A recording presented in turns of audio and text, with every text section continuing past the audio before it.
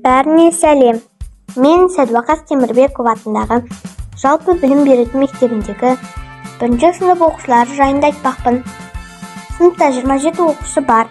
Күлтей жайнаған 13 қыз бен 14 ер жүрек ол білім алуда.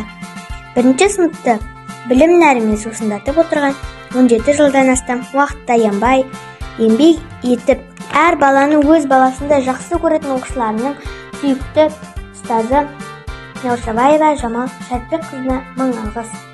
Осы оқушылардың даярлық сыныптан бергі өткізілген іс-шаралары мен жетістіктеріне талатын болсам, аудандық мектеп алды даярлық сынып білім алушылары арасында өткізілген мен зерттеушімін байқауында жүлделі 2-ші орынмен Қанат Асылым Нұрлыбек қызы марапатталды.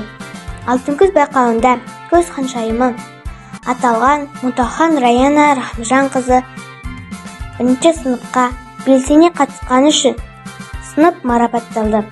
Мағжан Жұмабаевтың 130 жылдығына орай өткізілген мектептік Мағжан оқуына қатысып 2-ші орын иеленгені үшін Әзімханұлы Айсұлтан марапатталды.